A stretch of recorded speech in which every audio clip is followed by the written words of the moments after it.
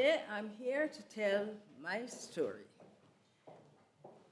In order to tell how I got involved with the chronic condition, I will go back a little history. I came from Guyana to Canada to do some studies. And along the way, after I graduated, I went into the insurance industry. After a number of years in 1992, I became unemployed. I lost my job then when they were doing downsizing. But that didn't prevent me from pressing forward. I went back to school and I did legal assistance.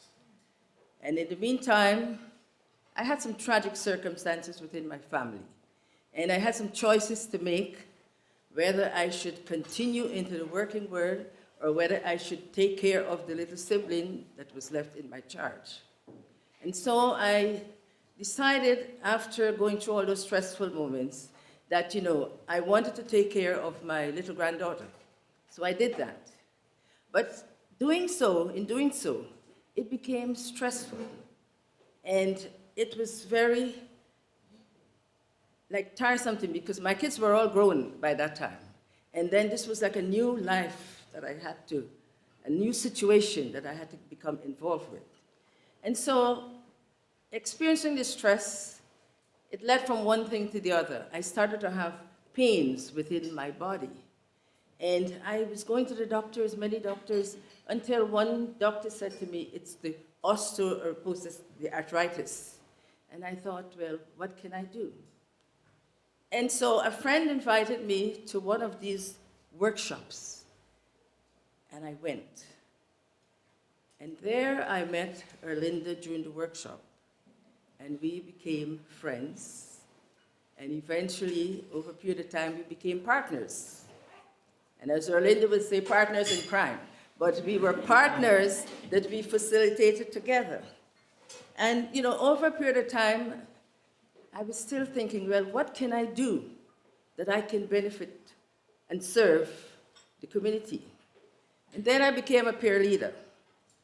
And in doing so, I found that I got benefits from the workshop.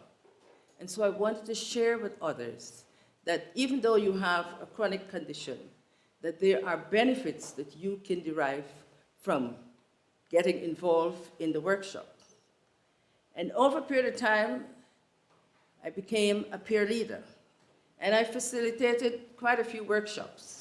But I'll tell you what I learned from delivering the workshops. When I did the workshops, I found that there were diversities of people, different ailments. Some had arthritis, some had different things. But what I found the joy in is when I delivered the workshop and you got the positive feedback from the participants, it gave you that encouragement to go forward and to want to do more. And by the end of some of the workshops, there were some of them that were asking, when are we going to have the next workshop? What are we going to do? How can we become involved? And so I found a joy in doing it. In spite of my pain and in spite of what the circumstances I was experiencing, I enjoy doing it. And, mostly the facilitation. If the facility was correct, and then they enjoyed being there. Because sometimes you don't always find the participants that come, some come for different reasons, I found.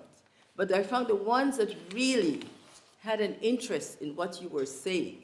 They attended all the workshops, and they even engaged with their other participants, and they shared things together. They shared their ideas, they shared views. Sometimes you see they would tell them, if they're experiencing something, and they would share how they have dealt with it over what we have said. And there was a couple of situations that I had participants that had a hearing problem. At first, I didn't know how to handle it. And then I thought, what? If I bring them closer to where I was, and they can lip read, what I was saying, or what the other facilitator was saying, it would make a difference. And there was one particular participant that, she had that enthusiasm about her. And at the end of the workshop, she kept calling me teacher. And she said, teacher, you said to do this. You said I should not do 7 days a week. I should do 2 days a week. You know, whatever we said to her, she kind of put it into practice. And that made me feel that there was somebody. Because I said, even if one person came away from the workshop with that joy and willing to make that change, I felt that I was doing something. And so I continue to do it, and I will continue to do it. In spite of the pain, I have used some of the tools that we have learned within the workshop, such as my action planning. I've used that. I've done my pacing.